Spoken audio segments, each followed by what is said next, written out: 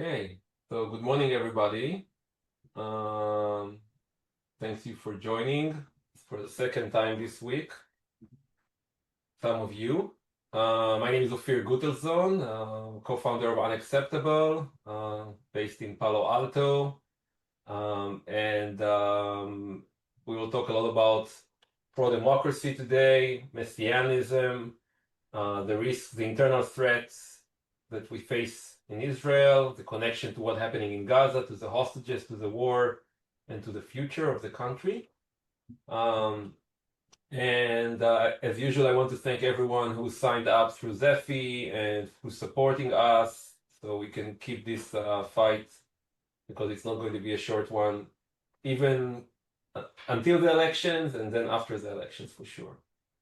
And I'm adding to the spotlight Shikma.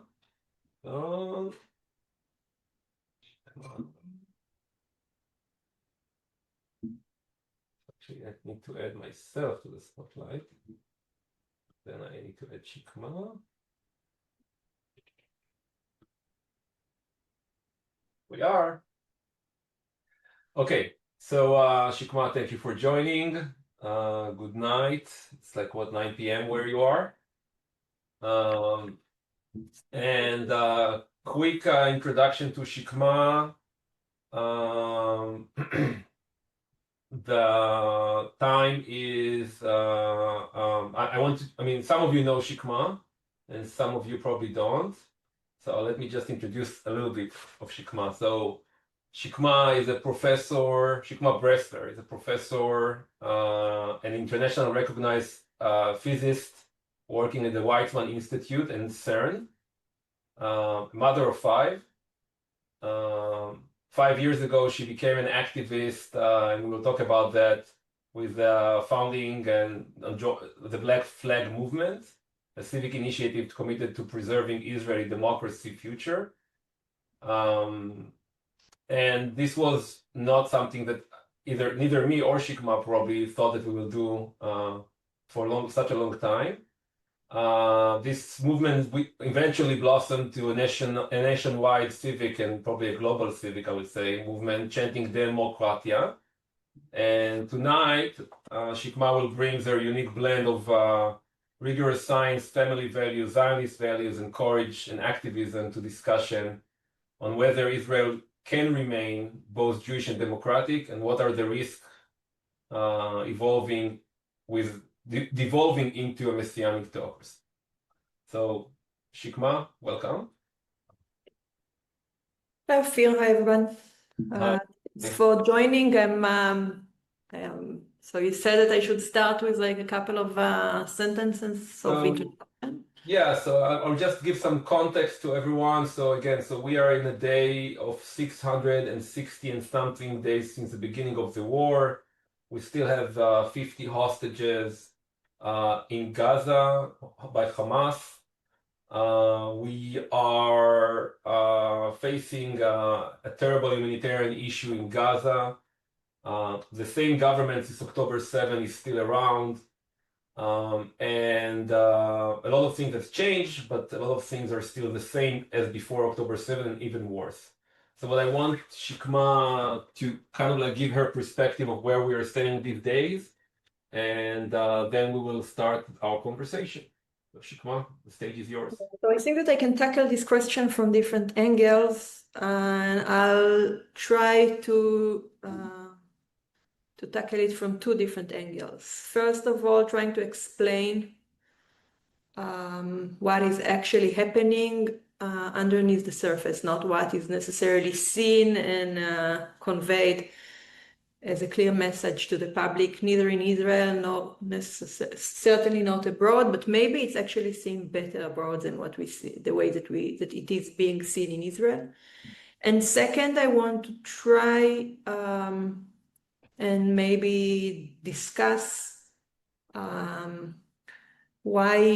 how come that about like 70%, maybe more, of the Israeli population wants one thing and the government does the complete opposite, but still there is no very active sorry, let me think. But still there is no very active, let's say, movements that go against that in such a way that actually blocks everything from happening in Israel.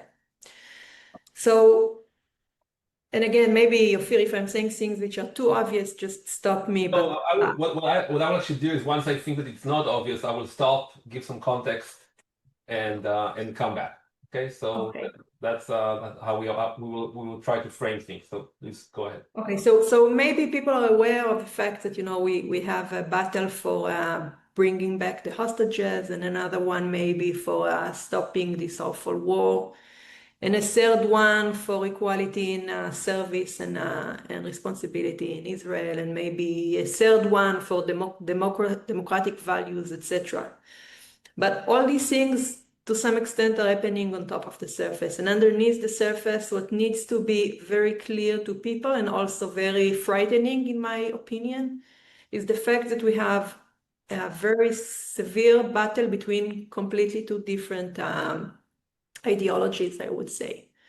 One, which is currently represented or held by about 2/3 to 70% of the Israeli population, according to every study and every research carried out, every poll. People who would like to live in a Jewish democratic state, who wants the country to be like educated, with strong academy, strong security to the people, etc. Those who, you know, prefer, sees pidyon shvuim, sees life as a you know, as the most important thing, and solidarity as a novel value. This is one side. You can add to it many things. And on the other hand, on the other side, we have the super extremist group holding Jewish supremacy ideas, preferring land over life, if this is how you translate this term to English. Unfortunately, this group is now the one dominating Israeli policy all over the place. So everything that we see on surface can actually and should actually be interconnected deeply to the understanding that these are the two options. What needs to be understood that any civilization that was taken over by such extremist fundamental groups, it always ended in the same way. Certainly for our, in our own history, it ended up with the destruction of the two previous houses, but it's not unique to Israel. Whenever such extremist groups, such katot, how do you say a cat in English? Cults. Cults, yeah. Yes. Whenever such cults are taken over, fundamental, who basically ignores reality to some extent, refuses to see the walls that they are hitting, it always ends in the same way, and this is a destructive way. So it doesn't mean that Israel will stop to exist, but it will certainly, if they continues driving or taking the country in the same direction that it is being taken at the moment, you are all aware of what does it look like from abroad and the meanings of that for, I see it in the academy, but in all aspects. So we are talking about internal conflict, but also external and international isolation probably. There are almost no alternatives to that if you judge based on history and what such cults are doing to their country. And this is the main battle in Israel at the moment. It should be clear that in the current condition, so the population is divided roughly, as I said, 2/3 versus 1/3. But unless we make a radical change to Israel, to its education system, in a very short time, within a generation, this number changes completely. And the liberal part, let's say the people who would like to live in the country that I want to live here, and I think that you are proud or used to be proud at, we will become a minority unless we make a radical change. It is important to say that radical changes in education will change immediately the course of this number. So it's not that we are not losing to like population growth, but we are losing to awful education system and the fact that we are not giving every kid born in Israel the opportunity to choose his or her own. We are losing to it and financing it. It goes together in some extent. I think that there is a debate between economists whether this model is actually self-sustained or it will collapse at some point. But it doesn't matter because the morals and values based on which this country moves on, if they change dramatically, then it's not Israel, not the one that we, Not the way we think of that the Israel founding anymore. fathers believed in. Yeah. It's not about the founder fathers, it's about us, you know, the things that we believe in, the things that the situation or the environment that we want our kids to grow at. And you know, and I think that it has a major effect also on how Israel is taken and considered worldwide. And I think that this is now becoming very visible abroad. The criticism merging or giving rise to anti-Semitism is an awful mixture. And we will not be able to say, I mean, it's already very hard to say that what this government is doing is not Israel. There should be a clear distinction between the government and the people. But for how long we will be able to continue saying that, right? I mean, you mean like we are not our government? We are not our government. On the other hand, what does it mean, right? because things are continue to happen. Yeah. And we will talk so I think that about, this is one angle which I wanted to point out, and the other one, which maybe links to what was happening back in 2023 when the protest was very effective, is the question: so how come at least 2/3 of the Israeli population is against what this government is doing, but still they are able to do it? And I want to say about that, what I want to say, it's also linked to some extent to the understanding that we are actually, at the moment, the protest is carried out for specific issues, trying to get as much as public support as possible for each issue, but without developing like a clear backbone to interconnect all these different protests together. So what we have is basically a different and a separate battle for different important things, but we are unable to say, or we thought that it's not wise to say that all these things are actually linked to the same core problem, same core fundamental values. And as long as we are doing that, what is happening is that instead of inserting momentum based on each and every subject that will take us in the same direction, they are to some extent fighting also for public attention, fighting for public opinion. And the result of that is the lack of ability to build, in my opinion, the way that I analyze the situation, the inability to build like a single movement that flow everything.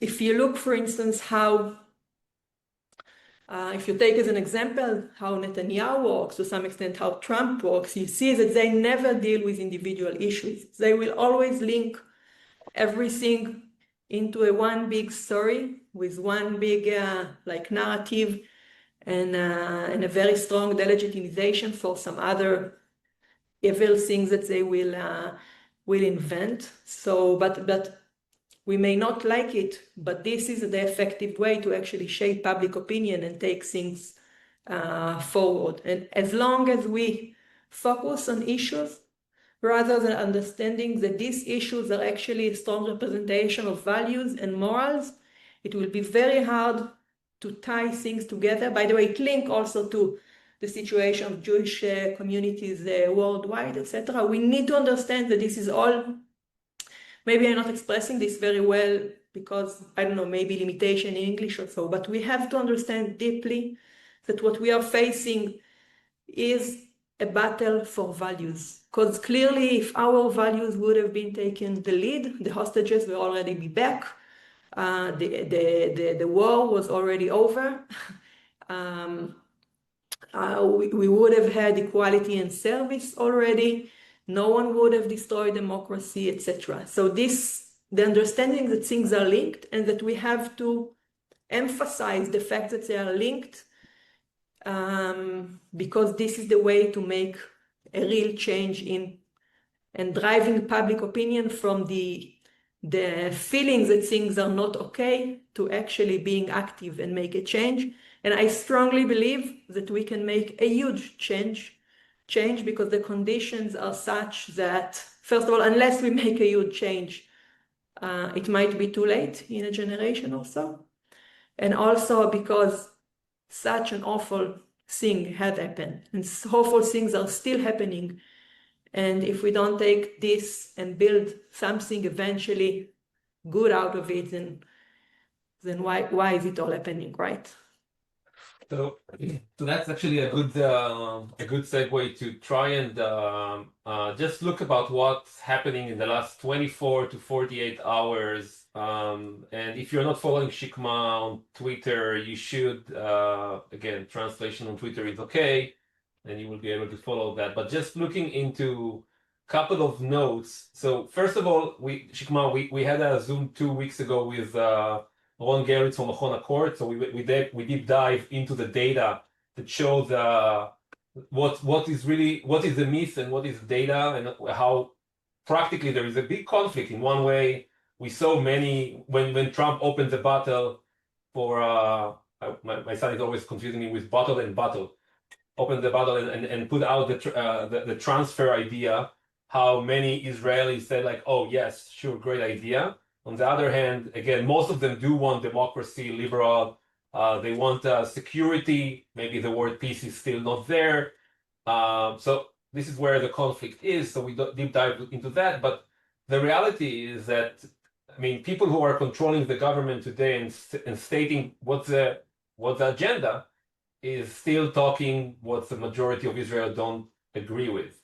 And the main question is, I mean, I know that you are a big fighter around, I mean, like, so first of all, the message from Israelis, who are the majorities, are lacking to be transferred to Jewish Americans. And a lot of that is coming out from what we call the poison machine, right? The one that you are really a big fighter for. So in this democracy fight, can you tell us a little bit more about where do you see this fight around the poison machine, and why do you feel it's a critical element that maybe we can help from here about that? Yeah, so I think that we should talk about two levels, right? The first level is the level of understanding the ideology. So the stories that we want to tell, the things that we consider as non-legitimate on the other side, and how we link everything that is happening to our story, and how we show through everything that is happening what the other side proposes. And they have a very strong ideology, fanatic one, but ideology. What they are proposing cannot take us forward in a direction that we agree with, or that will do any just or any good to this country. So this is, I think, the first level, the most important one. Because what we call the poisoning machine eventually is a distribution system and a threat system. But for it to be effective, it needs a strong message. And this is what they provide. They have a very consistent story. They have ideology, and they have a lot of lies that support that, right? In many ways. Yes, but to begin with, and I want to make this very clear because I think this is something that we tend to underestimate. The first thing, before they have the poisoning machine, they have their story, and the ideology. It's ringing through too many places. Before they use the poisoning machine to distribute the message and to threat their opponents, us, okay, they first have a very strong ideology and a very strong message. And in their story, we are the evil one. They want the great Israel to be spread from, in between the two seas, the ideology that I tried to discuss before. And to fight that, we need to have our ideology, and we have to understand that our ideology is what links the way that we look at everything that goes on top of the surface. And then we can use, and then we should have our own distribution system to spread this message. And all of us, each one of us, my Twitter account, but also your Twitter account and others, and your phone conversation and your WhatsApp groups. And if you have some money that you can donate, we can use it to create some other content and to amplify. Yes, to amplify all of it through different media, etc. To distribute the message that we want a decent country, and a decent country returns hostages at the first thing. Decent country does not put, starvation to its enemies, no matter how awful they are. And a decent country does not run a coup against the institutions.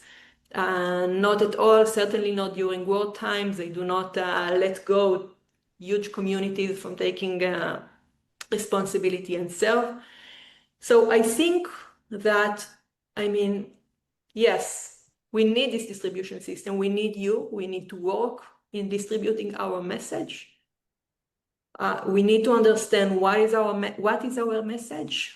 And it goes very nicely with the question, in which country do we want? How do we want Israel to look like, right? What kind of country do we want it to be? An advanced one, based on normal Jewish morals and values, democratic one, liberal one, or Messianic one that really is a theocratic, something that looks like something in between, I don't know, Turkey and Iran or something like that. So when you ask ourselves this question, it's very clear what should be the solution for all the core issues that are at the moment on surface, how we should use our distribution tools, our access to explain and convey this message to the public, how we should do it, what should be the message.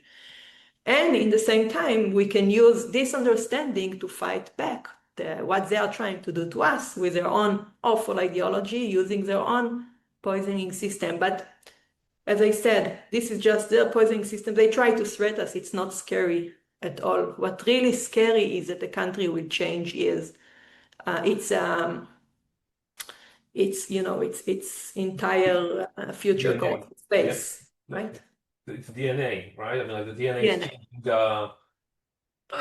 So I think that I read in Haaretz that what's happening right now in Gaza is basically changing our DNA internally without even wanting to make it happen. And I would just clarify about the poison machine. So there is two elements to the poison machine. One is to threat those who wants to speak up. And just yesterday, I actually translated a message from Richie Torres that basically differentiate very clearly between criticizing Israel, criticizing the government of Israel. That is, as he said, like we don't like our government in America. It doesn't turn it into anti-Americans, right? The same thing is that when you are criticizing, and the poison machine is definitely trying to tackle both Israelis who criticize the government, and obviously people outside of Israel criticize the government. But and the other side is what they are telling in the sense of like, I mean, like I just heard, for example, Amit Segan today, basically being the mouthpiece of the government and amplify it in such a great way. And that's something we need to learn and fix on our side. And there are many organizations that we can share later who are doing that. And so one other thing that that is important to cover, Shikma, is you just mentioned what it feels. I mean, we know what it feels like here when people are, I mean, targeting Jewish people because of what the government is doing, which is obviously a clear anti-Semitism. However, you also in Israel feel that on the academia side, right? At least from your end. Can you share more about how does it feel from Israel? What's the way the world is looking into Israelis? So it's actually a very weird situation because academia in Israel is being attacked by the poisoning machine, right? You saw that when the Iranian missiles hit Weizmann, Weizmann Institute, yeah. The Weizmann Institute, yeah, and made a huge distraction over there. Then ינון Magal tweeted that, ינון Magal is like is like the mouthpiece, like Channel 14. Call it David help me. He said about himself that he's used as the messaging system for Netanyahu's thoughts, basically. And so he tweeted, after this huge distraction at Weizmann, he tweeted Weizmann 0, God 1, or something like that. So we are under attack. Academia in Israel is being under attack by the government, by those who want to make Israel a Messianic dictatorship, if you want, theocratic, some sort of a theocracy. And it's clear because advanced research, questioning everything around academia in general, does not go along with this kind of ideology. Right, so it's also linked to the same story, and at the same time, because of what the government forced us to some extent to do in this war, we actually start getting all these messages from our colleagues, from scientists all over the world about stopping cooperating, collaborations, etc. with us. So what they have in mind, I think, I'm taking out those who hold also anti-Semitist ideas. The majority, at least the people I know, are not. This is not what they have. What they have in mind is that if they threat to stop collaborating with us, it will put some pressure on our government to stop their actions in Gaza. But they don't understand that they are actually supporting our government by doing that, because they are serving eventually the same ideology, even if it's not their meaning. So there is a big issue of, and again, there is one issue of anti-Semitism. I put it aside not because it's not important, but anti-Semit people are certainly not my allies in the world. But liberal people in the world basically have no clue how to actually help us change what is happening. And I think you may have similar problems, as Offir tried to explain. Sometimes it's not clear if I support the people of Israel but criticize the government. Do I support Israel? What does it mean? I think that the circumstances are such that people with liberal point of views, ideologies, certainly Jewish, must understand that we have to work together and we have to think outside of the box, because threatening the country that on whatever is actually not threatening in like old school kind of threats are irrelevant for the situation that we are facing today. Our government doesn't care if the economy of Israel collapses, for instance. They don't care. If you think about this dilemma of economics from the point of view of a Messianic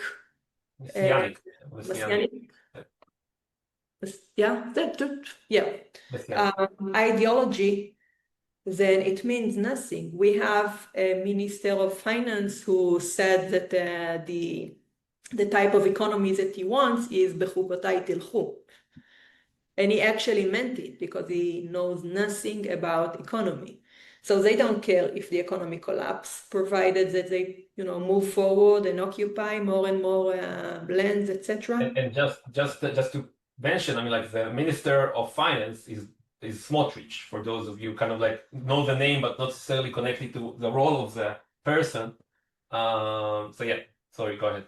Yeah, he's a guy with very limited knowledge in everything that goes beyond his very narrow ideology. It's not an accident that his English is at a very low level. It's not an accident that he doesn't think it's important to know other cultures, etc. And it's not a coincidence that he thinks that you can run a country economy based on בחוקותיי תלכו. It's not a joke. It's not just a statement. It really is what he believes in. And in general, it's something that we have to understand. We must take them, whatever they say, very seriously. It's not that they are just saying it to grab the headline in the news. It's not that. They are not trying to spin us around. They are telling us exactly what their plans are, and we have to take them very seriously. And it's something that we are still not used to do because it sounds so crazy, that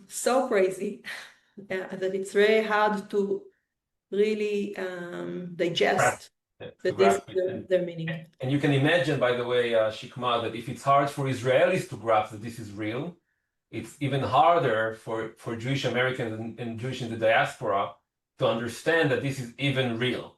I mean, it always sounds like an internal battle between two parties in Israel. Maybe it's a politics, maybe it's not, but the idea that this is an ideology that is threatening the basis, the foundation of this of Israel, is really hard to grasp. It's threatening the foundation of the Jewish people all over the world. Tom Friedman said it nicely, if nicely is a relevant word.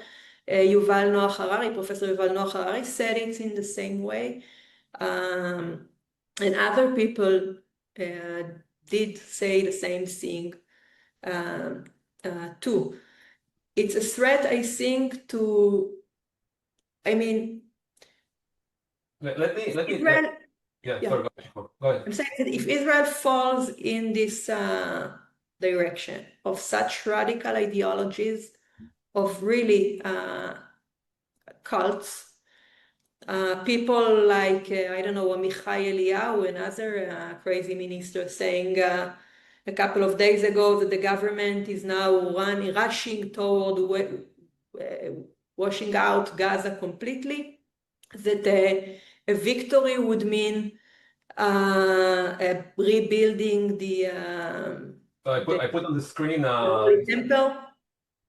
I just shared on the screen those quotes from them. Do you see the screen, Shikma? Yeah, I see it. So let me ask David to just translate and share it, because that's super relevant to what you're about to say, Shikma. Just give it a second. Thank you. Hear me okay? Yes. Okay, so Death Eaters declare the intent for ethnic cleansing. Minister of Tradition, Amichai Eliyahu, Gaza must be Jewish, and then it will be better for Arabs too. We need to classify the hostages as prisoners of war. You only deal with POWs after the victory. Minister Smotrich, Finance, on recognition of a Palestinian state. We need to just make sure that there will be nothing to recognize. Brigadier General in the reserves of Offir Gutelzon, decisive victory will happen when there are no more Arabs in Gaza. And Naomi Zini, the wife of David Zini, who was appointed to head the Shin Bet, has not gone through yet. A soldier in combat needs to aim to observe the mitzvot of the Lord. Destroying homes in Gaza is a mitzvah. Yeah, and this is just a very, a glimpse. I think it's just for the last 24 hours. Yeah. And it goes on and on and on. And and maybe one thing that you should have, I would have added to this, ad would be quoting Ron Ben Ishai, one of the journalists in Israel, who was very supportive of the government and Netanyahu in running the war in Gaza.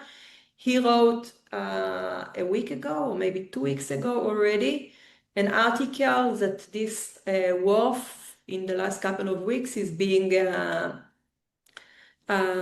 pushed through for ideologies that he doesn't recognize, not for winning a war, but for ideologies that he is not recognizing. And then he had a very short statement, a short sentence saying that we have to understand that Netanyahu and Smotrich ideologies are not that far apart. So we have this idea that Netanyahu is captured by those extremist groups because he wants to stay in control, in power. Whether this is the case or not, it's not really important. What important is that he is pushing forward this ideology. It's not extremist groups within the Israeli government, but it is a minority government supported by about 50 Knesset members and it is pushing for a very extremist ideology. So those things were clear before, I think, when we had the protest in 2023, but it was a bit deeper under surface. Now it's out there. And they're pushing very, very, very strongly to achieve their goals. And I think it's also connected to the question that I mean, like a lot of people are asking, so what are we doing? Why people are not getting out of the streets? Why people are not striking? Why?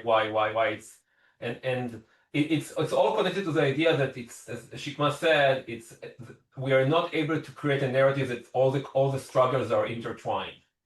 And every day there is another protest, which is every one of them is important. No, I think that we are able to do that. I think that there is not enough understanding that this is essential if we want to make a change. So when I went out in the first time during the Black Flag movement, I was explained by people who worked in media, etc. That if you want your protest to succeed, you need two things. You have to keep the issue you are protesting for in the news, so it has to maintain, you have to keep it visible. This is one thing. And the second is that you need to get as much support as possible. And apparently this is true for the type of protest where you try to achieve a minor thing like getting an increase in salary or stuff like that. But when you are basically, I think that we are not, what we need to understand is we are not protesting for something, but we are fighting for our values. And to change or to win a battle for values, you have to work strongly on shaping public opinion. This is where you have to work, and this you only do with a strong narrative and a clear understanding of where the boundaries between legitimate and non-legitimate go through. If you look at Israeli politicians, most of them will not talk out loud against this Messiah. How did you say it? Messianic or fundamentalist. Usually Messianic, when we talk to Americans, not Jewish Americans, but Americans, Messianic is also connected to Christianity. So we are either saying fundamentalists. I would call, they have very difficult time saying that ideas of Jewish supremacy are out of boundary, right? Are non-legitimate. They're unable to say that. You will see people like Benny Gantz hugging people like Ben Gvir, forgetting that it was Yitzhak Shamir who used to go out from the Knesset whenever Kahana was going on stage. And by doing that, he was clearly stating, okay, this guy's opinion are not legitimate to me. This guy is not legitimate. And in order to make an order again and to warp up like the group of people who wants a normal country, you have to be able to say very clearly those ideas, those people are not legitimate. And as long as we don't do that, and it will be very hard to build a narrative, because if you don't push these things out, you basically say, okay, it's kind of okay, even if you are not saying it clearly. When you are not delegitimizing them, you are accepting them. And then it's hard to say, okay, so who is in our group? So we have to mark clearly the boundaries. By the way, it's not about right and left wings at all. It has nothing to do with that. It has to do with the question, what do you want Israel to look like? Do you want it to look like the Israeli Air Force army attacking Iran, or do you want it to look like this ugly mess that is going on in Gaza in the last 2 years that no one is able to put an end to because it is promoted by awful ideologies. So I think that if we manage to make this clear separation, there will also be a huge protest when people understand that we are fighting for our lives, basically. I don't know how to say it in a more dramatic way than that, right? So in the post that you actually sent, and I sent it as part of the invite, you basically cleared it in a very good way, I think, and I'll just make sure that I'm following what you wrote. he basically mentioned 3 points. One is we have like three fights we need to win. The Messianic pointless war that is harming Israel's security, costing soldiers and Gazan civilian lives, and risking the life of the hostages. The coalition effort to spread fog of the war, under the spread of the fog of the war, so as transform Israel to fanatical dictatorship, Messianic one. And the people must show up for the democratic emergency mobilization so pro-democracy majority can be restored. So there is a big wake up in Israel these days, and we are supporting one of the rallies tomorrow to end the war, bring them home, and stop the starvation in Gaza, or fix it, or try to figure it out. But I want to make it clear, we don't need to stop the war because we need to stop the war, or because, you know, it's hard or it's sad. We need to stop the war because it doesn't, you know, promote Israel's security. Actually, the opposite. It goes against Israel's security. It doesn't push forward the return of the hostages. On the contrary. So it's not about, this is the, I mean, it's a subtle thing, but it's super important, because when we go out shouting end this war without giving a rationale to that, just because it's hard, it's not because it's hard. It's because it goes against what this country needs on the very basic things of security, of solidarity, and of the ability to start rising back from the ashes that we have been thrown to. So it's not, I think this is the thing that maybe I'm still not that good at in explaining, specifically not in English, but it should be understood that we can no longer talk about things like as an issue. Everything is linked deeply to these two ideologies. And if you want to have a normal country with high education system, with successful high tech like we do have, with a good health system, etc., that means that you also want to stop this war, because those things go together. If you stop the war, you will bring back security to the country. This is where they try to confuse us, saying that if we stop the wars, then it means that Hamas wins, then we get again a 7 October. We must have an answer to this. Can I say bullshit in such a Yes. in such a forum? This is the thing that our politician needs to start fighting back. There is a rationale to our call to stop the war, and it's not because we, you know, are tired of the war. We are also tired of the war. But if we would have thought that this war served what the country needs and its security is, then we would have put our, you know, tiredness aside and go because it was important. But it's not. And we did that for the first couple of months. Yes. It was just war, and it made sense. And all the people from Kaplan and all the people from other places, all Israelis, basically jumped into this war because it was an important war in the beginning.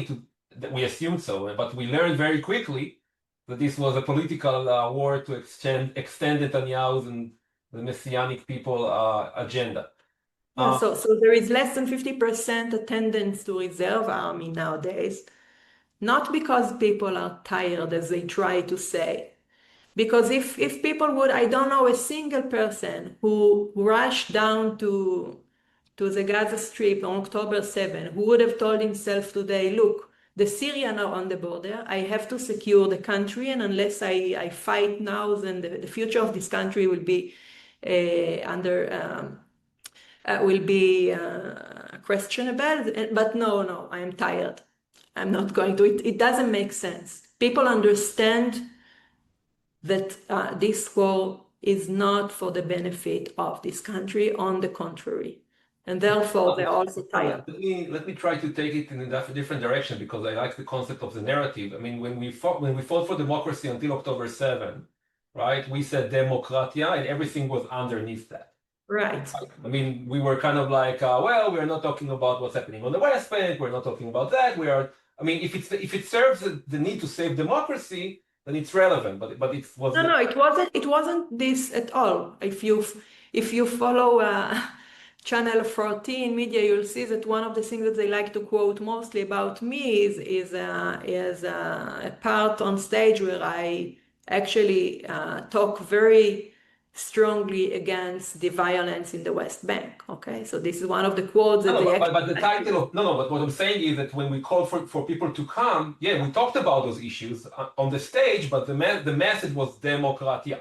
We didn't kind of like conflict it. Yes, and also today, the message is Jewish democratic country and a normal country. The rest are all things that are interconnected, and each one should promote the things that bothers him or her the most. It's all okay. It all goes under the same umbrella, right?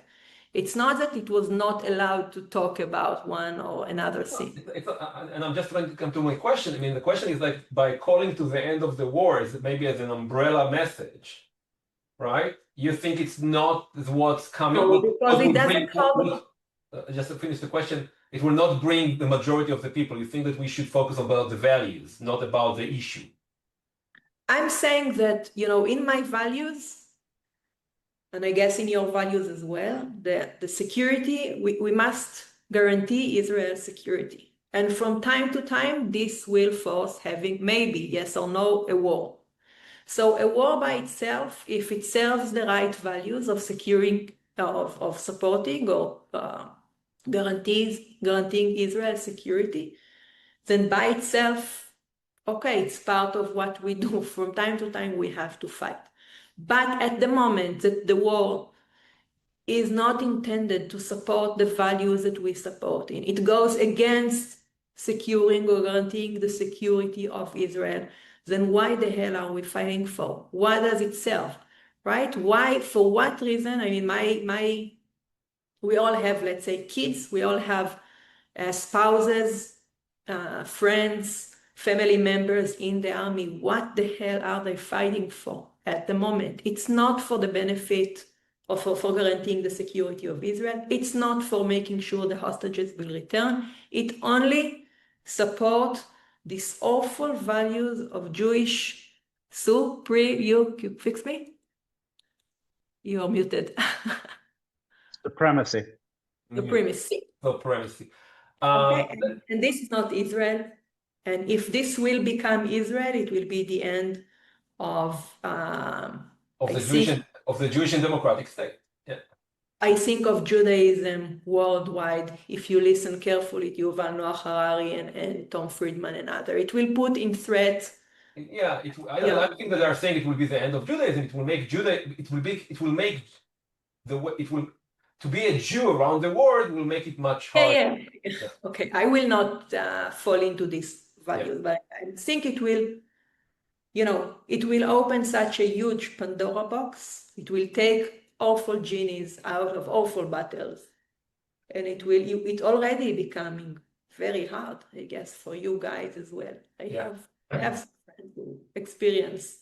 So I will let David raise one or two questions that came through the chat, and we have like 10 minutes, and then we will wrap it up. David, go ahead. All right, thank you. Thanks, Shikma. First question, why don't others in the protest movement and opposition agree with your view of combining the issues into a values-based movement? Because I think, as I said, the experience people have, the explanations that I got, and I was also for a long time thought that this is the right way to go, was that if you want to promote your protest, if you want to succeed in your protest, you need to keep the issue you are protesting for in the news, and you have to grab as much support as you want. But on the other hand, for a year and a half, more than that, we have huge support for bringing back all the hostages. We have huge support for ending the war, and still it doesn't help.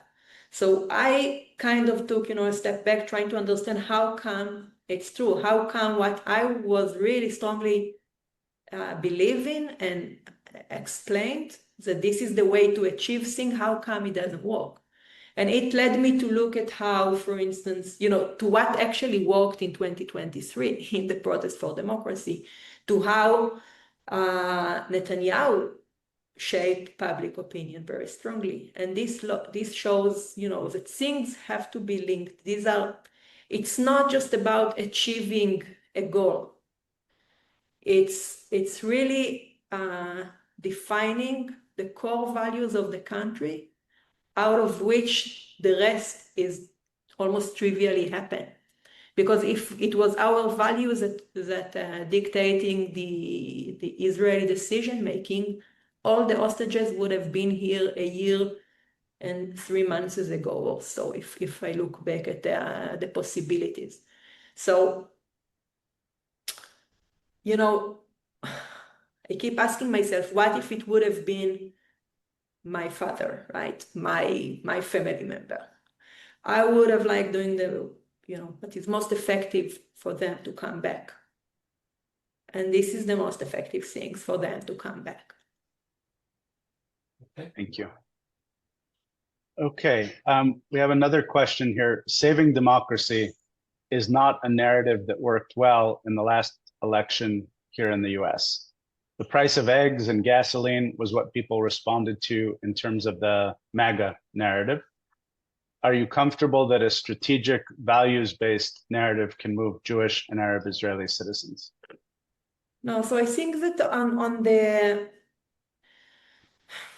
so the issue is not about going and shouting.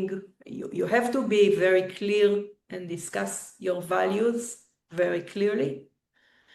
But the thing is to show how everything that bothers the population is affected by these values. So what you want to show is that if I'm not that involved with American politics, so I might be, I don't want to give these examples. Okay, so I think that every Israeli wants to guarantee the security of Israel. This is the single most important thing in Israel, unlike the US, by the way. What I'm claiming is that if you want to guarantee the security of Israel, you must follow Democrat, liberal, solidarity values. Otherwise, what is happening is that you get October 7. We have seen that. We said that just a couple of days before October 7, we had a former Aluf on stage and Kaplan saying that what this government is doing, and there are tons of statements by every high level person in the Israeli security system saying that what this government is doing is going to put Israel in a huge threat. For crying out loud, Netanyahu fired his own Minister of Defense for saying that this judicial coup is degrading Israel's security. And then October 7 happened. So if you want to secure Israel for decades forward, it will only go along with Democrat liberal values. And it's very easy to prove it because October 7, for crying out loud, it happened the moment that we withdraw these values and the government didn't follow them.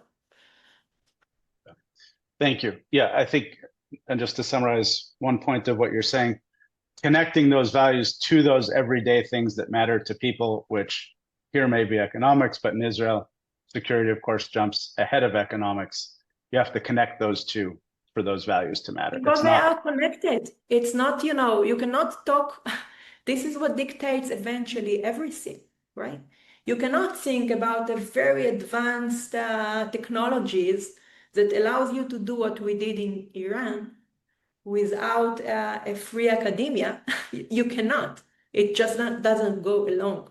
You cannot, and it's not a coincidence that this entire government go nuts about the Israeli pilots and those actually carried out the attacks in Iran, for instance. These are just, but this example demonstrates that it's, I don't know, maybe for me, it's becoming clearer with time.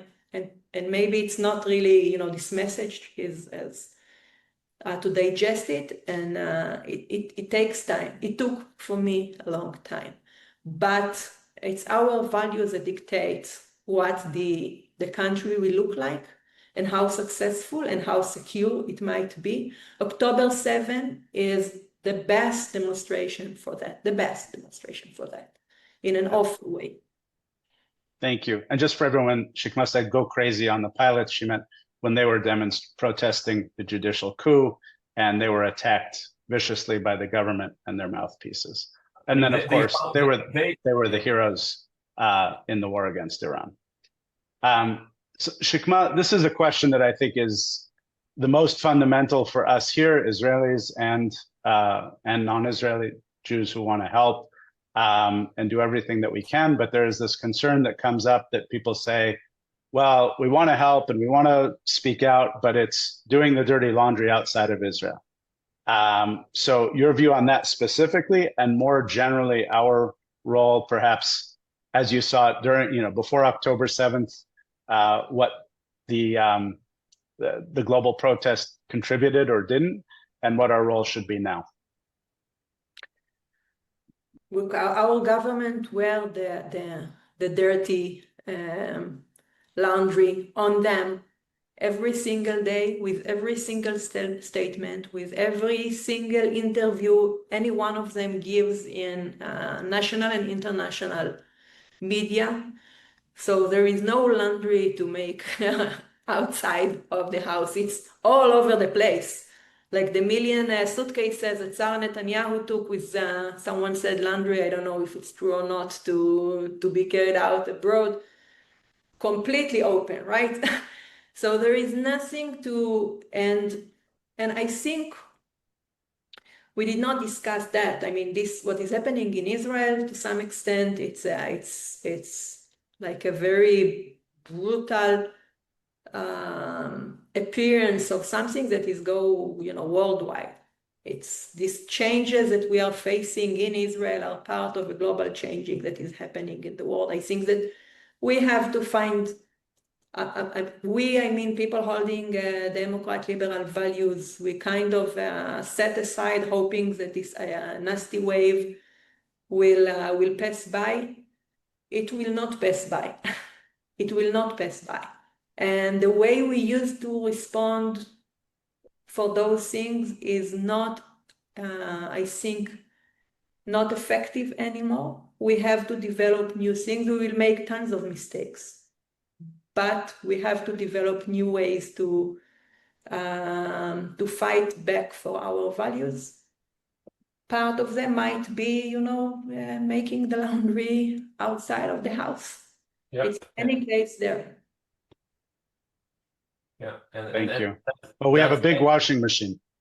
Yeah, so we know someone else who is taking the laundry to be washed outside.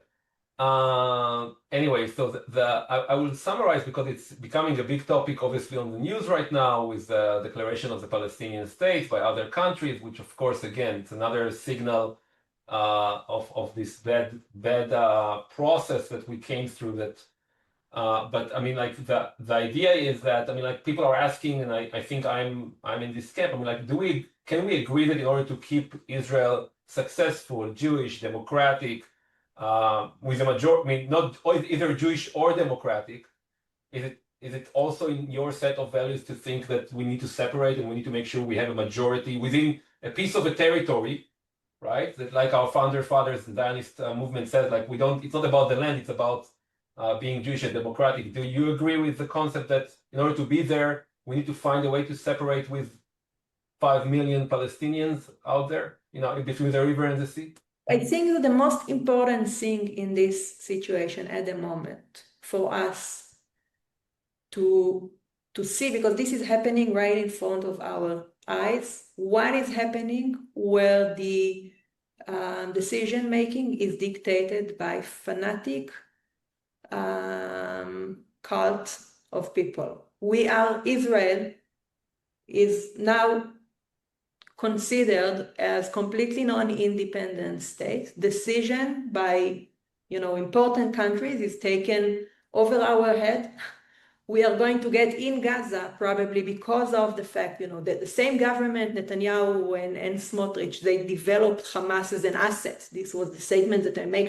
Netanyahu gave them hundreds of millions of dollars for years to build, even after he knew and he was told several times that this money is used for building their terror ability. And they are still maintaining Hamas over there. And we are going to get maybe a Hamastan state in Gaza. I'm trying to say that we can make huge, long discussions of what should be the solution. I believe that there should be a solution to the Palestinian problem. It could be, I'm less left-wing in my opinion, as people may have put me into. So I can say my own opinion. As you said, it's not about left or right. Not about left. As you said, it's not about left or right. Exactly. So what I'm saying is that the point is that when decision is taken by a cult and of extremists, which ignores reality, right? You had Amit Segal today in the news trying to give as a reasoning for Efrat Reiten, a Knesset member, that she changed now she's saying different things now in July 2025 compared to what she said in October 2023. For him, the fact that she, now sees things differently is like a show of weakness, because this guy doesn't care about facts, about truth, about reality. For him, I mean, you have to, whatever, wipe off Gaza completely. It was always the case. Now there is also the possibility. So I'm on purpose, I'm turning this conversation toward this direction, because this is the threat to Israel. This is the real battle. Yeah. Whether you are going to find a solution to the Palestinian problem when it is considered in rational ideas based on Jewish normal values, or whether you're going to wipe it out as you want to do in Gaza, because and this will lead to the destruction of Israel, clearly, in my opinion, right? So they will try always to, put us on the conflict. But the core thing that people have to understand is that the battle is between those who want a Jewish democratic country, normal one, advanced one, or those who want theocracy, which will be, awful and cannot run a country, which in the past already led to the destruction of 2 Jewish houses in the past. So this is where the government is taking us. We should not waste our time struggling about what should be the best solution. We should fight for making sure that solution will be carried out by the values and morals that we believe in. Those are the only values that can lead to a security of Israel for next generation. And yes, a solution to the Palestinian problem in the West Bank, in Gaza, and in general can and should be found, and it can be done based on a global agreement with all the reasonable countries around, with the support of the world, and lead to the secure of Israel for decades, not just this year and the next one. And I will just add again that this is an interest of in the values of Jewish and democratic to find again, and I assume that you didn't mean problem, you mean conflict, the Israeli-Palestinian conflict. Again, it's the assumption that it's one of the things that we must figure out if we want to keep Israel on the values of Jewish and democratic. Yeah, but at the same time, I would say that also if we want to keep Israel on the values of Jewish and democratic, we must ensure that every kid will at least study the basic principle of mathematics and English and citizenship. This is how you say Ezrachut, I'm not sure. Maybe. Yeah. Mm-hmm. Civics. The basic of some. So this is both of them are super important. Without both of them, we are doomed, right? And as I usually said to my peers in the Jewish community, I mean, like once we find a solution to the Israeli-Palestinian conflict, we will still need to fight for Jewish and democratic values within, because of civics, because of education, because of other things. It's not enough to just solve the occupation problem. We need to fight for values in. But this is why I'm trying to emphasize. We have to fight for our values, and they cover the full range of issues and dilemmas and conflicts. So we have to look at each conflict, each issue through these lenses of our values. We forgot to do it as liberal, by the way, all over the world. It's not just an Israeli problem, but we are forced to learn quickly how to do it, because this battle we must win. And as you said, we have a generation to work on that. And we need all hands on deck because, I mean, the fundamentalist or the Jewish supremacy cult is getting tons of help from friends on the right wing here in America. And we liberal Jews around the world need to put back our gloves like our grandfathers and grandmothers and support restarting. For every social media input that carries Democrat, liberal, Jewish Democrat values, we have a few hundreds that carry the opposite values. This is roughly the fraction. And it's probably the same, by the way, on the amount of dollars that is being put into Kohelet and other type of organizations. As I said, the first, so these are just the distribution system. By the way, it's the same problem. This distribution system works to create, to enhance anti-Semitism worldwide. I mean, these are the same technique to push forward, but the way to fight it are first to understand that we have to come up with a story, and we have to be able to say very clearly that, guys, these things, Jewish supremacy, I learned something, is not legitimate. Okay, is not legitimate. People carrying out Jewish supremacy point of views are not part of my gang.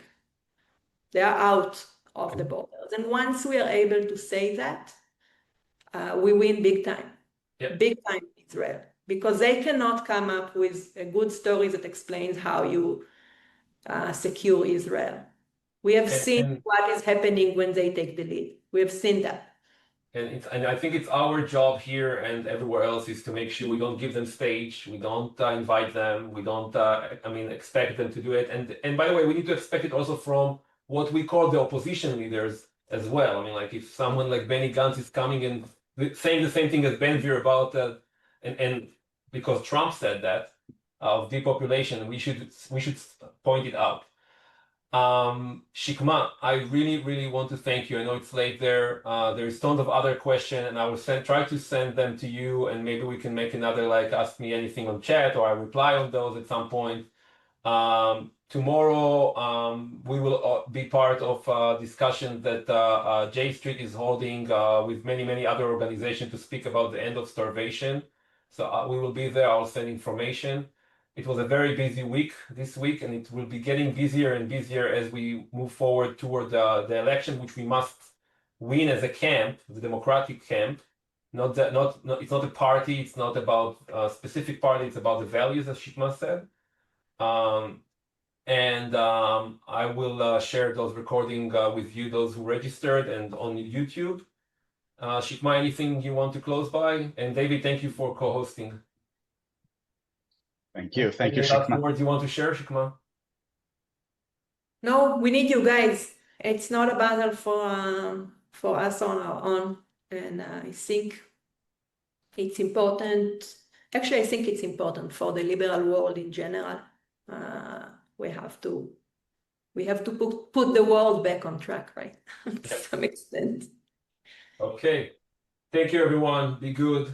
Keep doing good trouble, and we'll see you soon. Bye. Thank you, Shikma. Thank you.